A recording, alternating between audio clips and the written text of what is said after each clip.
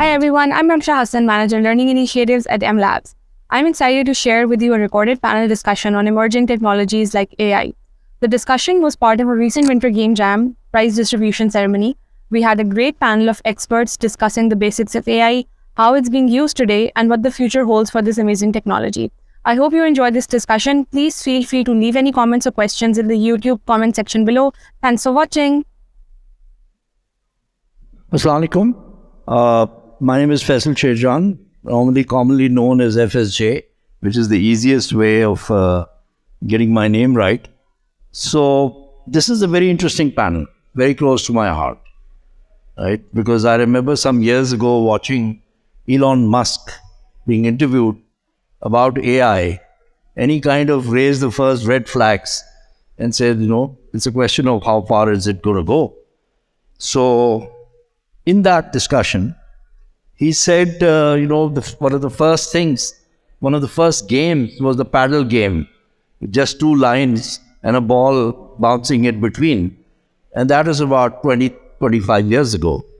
So just imagine, it's 10,000 years from now, and we're actually just a simulation, right? So it's a question that I think we all need to ask of ourselves and say, are we really just a simulation, right? Or is it something that we will get to as a species, as Homo sapiens?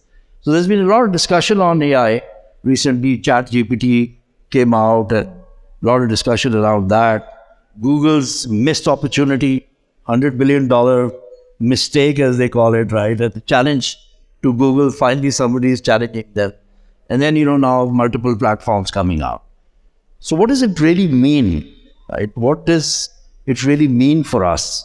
Are we going to be extinct because machines will take over the world and they'll do it better than we can?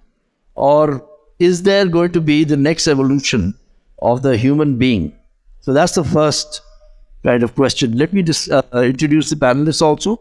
So Faryal, if you could just pick it up.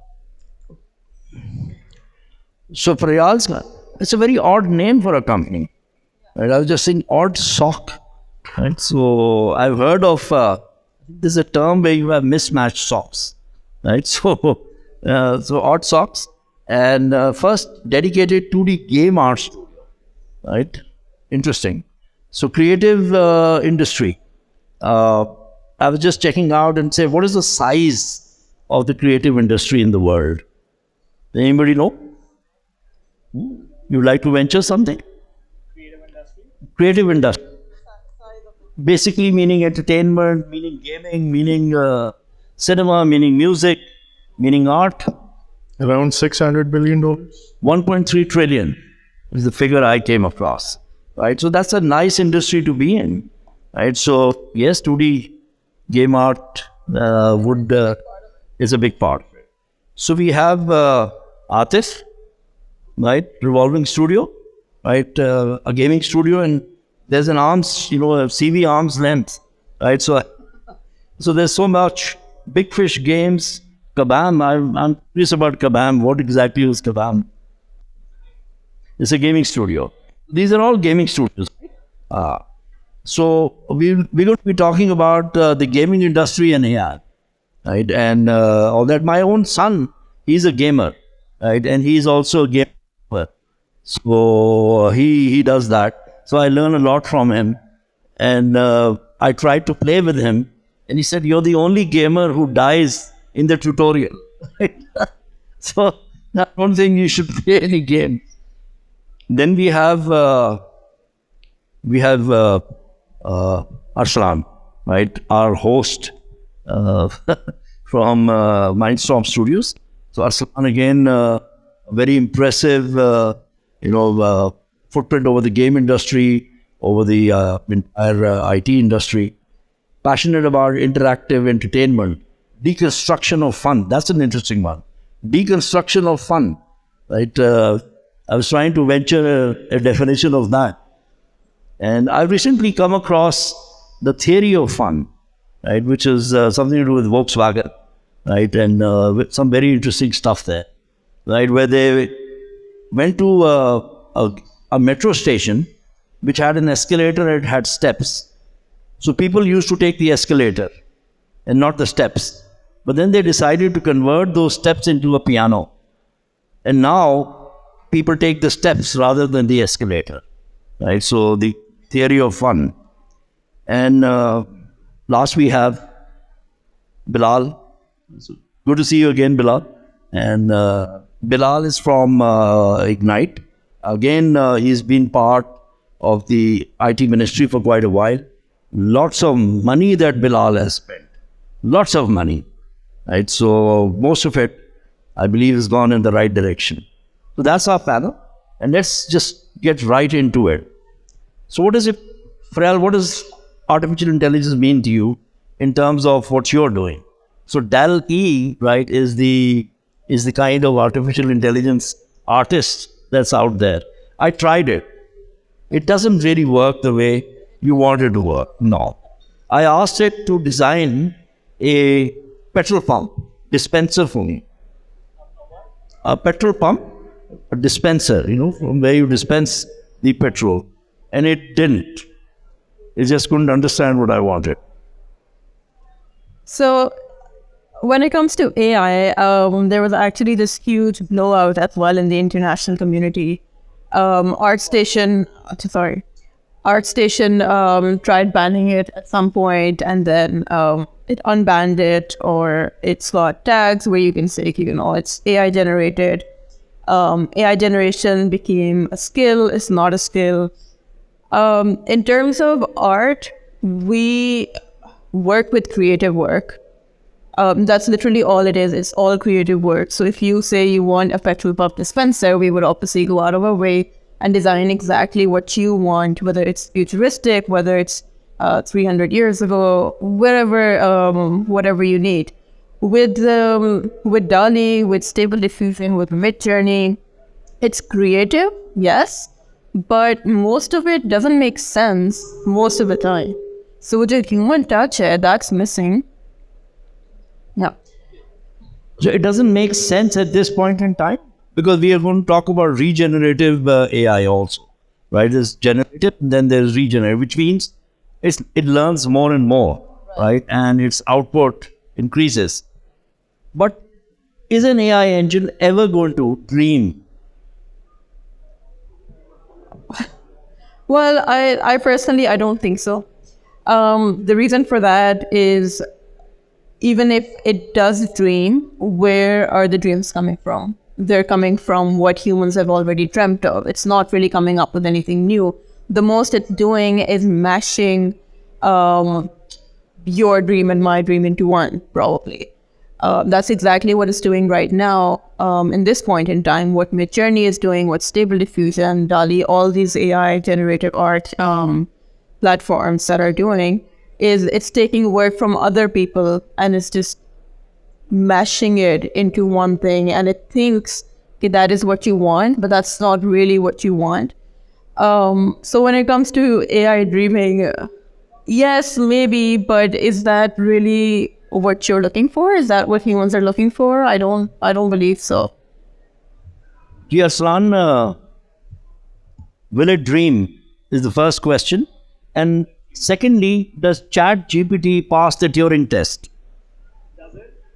Does ChatGPT pass the Turing test? So I think, sorry, I think I'm too loud. I think it's already dreaming for sure. Like, I think the synthesis of dreaming in terms of, how we as humans experience it, it's mostly, there's this connection of stuff in our brains and that, materializes as dreams. I think it is dream. Maybe it's nightmare, but I for sure think what it's doing is dreaming stuff up, because that stuff has not been created, right? The Turing test, I think, what in the 1950s, they thought was a good way to assess if something had intelligence. I think GPT has been designed to imitate humans, and I personally feel it would pass the Turing test. There's been a changing definition of what the Turing test is and what it entails, but its most basic form It is just, somebody being able to realize if they're talking to a human or a chatbot. In that capacity, I don't think, given that the fundamental goal of, large language models like GPT-4 is to imitate humans, I think it is doing a good enough job of, somebody not being able to tell if it's talking to a human. Minus the guardrails and everything, like this is starting paragraph over GPT-4 starts with a large language model, you subtract all of those guardrails, and I think it would be pretty good at imitating, and hence, passing the Turing test. But it does not entail much, I think, passing the Turing test at this point. Are you a sci-fi buff? Are you a sci-fi buff? Do you like sci-fi? You do? So Dune, the Dune series, Frank Herbert. Achha. Okay. In that, one of the key things is that there's a stage where machines took over, not just the world, but the universe. And machines ruled till, they were deposed. And then human beings decided that they will have this edict that you will never make a machine in the likeness of a human mind. Right? Now, when we look at artificial intelligence, the way it is today and where it is expected to go. I think it's already been happening. Lot of automated missile systems and weapons, they are already generated. And lot of drone, they are actually trained to be automated. So the technology is there. You can't name the technology for that. You have to actually, so every technology comes up with its own caveats and pitfalls. So you have to regularize the technology to get the good of that and avoid the bad use of that technology. So, Bilal, we heard Asim, there was a lot in terms of what Ignite intends to do, right? In the gaming industry and animation we talked about. These are big potential areas, right, for Pakistan. We could build a lot out of it. We can increase capacity through training centers, coaching centers, through the kind of centers of excellence that Asim was talking about. How do you see this opportunity, and where do you see AI fitting in? Right? Will there be an effective use of some kind? Just to give you a kind of parallel, Khan Academy, right? Salman is very kind of focused on integrating AI as a tutor, right? Is helping students learn more from Khan Academy. So first of all, we have to admit that AI is a reality and it is going to play its role in all dimensions of your life, be it health, be it education, gaming industry. It is going to play its role. So we cannot deny the fact. Now, how we have to, cope up with that part. Look, I was talking to Yasser and he was like, not you who is playing the game, it's game which is playing you. So now that is the important thing. Game is actually gathering your behavior. They're actually getting the data out of you. And then they are actually taking you to the next level. And then they are actually creating the next level in a way. Now, what is your experience of playing it? So definitely AI is going to play its role. And what we are trying to do here is that probably we are not the expert of it. So when we look at the industry, we have to create these individuals, these resources through capacity building programs. So what we have done is that we have designed our program in a way that at one point we are actually providing support to the startups. But at the same time, startup needs resources who are experts, and if not experts, they actually have the know-how of the technology. And we have designed the program where we are introducing courses related to Unity, related to the Unreal Engine, and of course AI is a part of it as well. Now, most importantly, when people will get training out of this center of excellence, they'll get inducted in different startups, they'll probably get the employment, they can create their own game studios. So looking forward, I think people who are actually forward-looking, they are going to learn more about AI, and they are definitely going to include it in their development. And Asim Saab, he has given example of Candy Crush. Now the Candy Crush, we all know that at some point of time we get stuck in one level. And that's where the game knows that this guy is stuck for a couple of days now. So they ease out the whole gaming. And then the game, you clear that level, you move on to the next one. So it's the engagement, how you engage yourself with the game, how the developer has actually developed a game in which is more addictive, I would say, which grasps you, which sucks you in. So this sort of a game can only be managed while introducing AI into it. So I think AI has an important role to play, and we're looking forward to have a program where we can train people on it. That's interesting. All game developers, gamers, they use this word addictive. Gaming is addictive. It is designed to be addictive. So that brings us to the ethical dimension of AI, right? So how much will it be enhanced? How much will that addiction be addressed and increased? And that gamer will be far more engaged with the game. Would you like to take this one, Arslan? Huh? So yeah, I think like Faisal was saying, generally the personalization that will come into play better. The personalization that will come into play once, generally AI comes into the equation, you can have an experience that will custom made for you, right? And I think it's a lot easier for that kind of an experience to suck you in because it has been tailor-made. And this is obviously very sci-fi stuff right now. But with a lot of AI stuff, we see it happening faster than probably a lot of us assume. And that kind of, circles back to the simulated reality aspect. Again, very sci-fi-ish. But I think, there's obviously that is the extreme. And then there are steps within the way. Where specifically, if we talk about game design, I think generally a lot of games are made in a way where there's a single storyline, a single experience, a single level design, whatever. But then it has to retrofit to everybody. But the people have been working towards ways of making that experience more pertinent to a single individual user, and AI will definitely help move that needle a lot with exactly being able to tailor that experience for specific people and phase. Flan used the word storyline, used the word game design, used the word experience.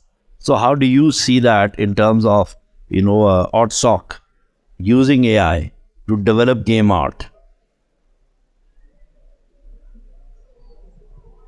Working. Hello.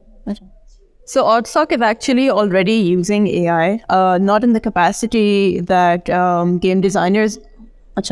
Not in the capacity that game designers are using AI, because a lot of juniors or a lot of freelancers in indie developers are simply just going to ChatGPT and saying, just design a game for us and we'll develop it. With art, it's a little bit different because so you have a project that you're working on, whether it's for a client, whether it's your own IP, you want the art to be very specific to that project. And AI, as of yet, is not capable of generating the assets that you want, the illustrations that you want. But the way OutSock is using it is the same way we would use Google for inspiration, the same way we would use Pinterest for generation, for inspiration, for the way we would use ArtStation for inspiration. You have to look at other work done by other artists, and that's where AI comes in for us. So it is used at a conceptualization stage as opposed to a rendering stage. Yeah, Atif. One of my favorite books is Masters of Doom, right? John Carmack and John Romero, right? they did a lot of work initially in gaming and Carmack especially on the technical side. Side scrolling and all kinds of challenges that were there for the gaming experience. But he had the brilliance of doing it. He was crazy enough to say, I'm going to improve the Ferrari that I bought, right? He wanted to improve that. So how do you see AI in terms of, improving the gaming experience? Arslan touched on it. I understand more of the gamer. I understand more of the thought process of the gamer because they will give you telltale signs. They will indicate what they like and they will indicate what they don't like. They will indicate how they're going to behave in a certain scenario, right? So how do you revolving look at it, both in hyper casual as well as PC gaming and consoles and all those things? Those are the kind of elements of the gaming industry. Let's take an example how actually our software industry has evolved. So it started with like machine code or assembly language, then it evolved, and only a handful of people can comprehend that technologies. Then it evolved into that high-level programming languages, and then it further evolved to the tools and technologies like Unity and Unreal. And then it further evolved to the tool where you even don't need coding to actually develop a game. So I think Chat, GPT and all these AIs is another dimension how we will develop games in future. So I think it will enable more people to actually develop games using the AI. So it's a further thing. So we have to actually evolve ourselves according to the technologies. So as I said, it's evolution of technology that will enable people to actually develop games. I'm going to go outside Ignite and just ask you, Bilal, are you a gamer? I don't know what exactly you're asking, but no, I'm asking from the perspective of, let's say, a user, somebody who plays games. So I used to be a gamer, but don't have much time these days. But definitely, I love playing games. So right. So how do you see the gaming experience? Right, we've heard a lot about virtual reality and all that. Didn't really take hold. We had the Wii, the Nintendo Wii, right? So you could actually play tennis the way you would play tennis, right? So you had all that. But with the more capability in terms of AI being able to translate, I personally think it's going to be more in terms of the engineering solutions rather than the game concept. Right? Game concept is still going to be in the domain of the human, right? Thinking beyond. No, you don't agree? Okay. Game concept, he doesn't agree, so we're going to come back to Arslan. But from the gamer perspective, right? How do you think, if you're being profiled, if the machine is learning what you like and what you don't like, and then putting up or changing the scenario to match what you want, so your game time increases. How would you respond to it as a gamer? So it's pretty simple. Look, when you talk about AI in games, it's all about user experience, that how you're actually gauging that experience and how you're responding to that experience. Now, this is exactly the role which AI is playing in gaming. Now, look at this metaverse games, right? I was talking to one of a kid and he was making that poker game where they were using the real chips, and at the back end they had the blockchain solution where they were actually transferring the real money, that electronic money. Similarly, if you're jogging and you are in a metaverse and you want to have a competition with somebody sitting in China or maybe in US, such sort of games are going to, or such sort of experience are going to get more response from the people. It's all about engagement in the end, that which game attracts you more. So you're talking about the addiction part. Now, it's a trade-off. Some games, they are addictive, but in the end, they probably are not actually helping you in your motor skills, helping you in other way, and they're wasting your time. you have to think about it. It's again in the end trade-off. Some games are actually helping you out.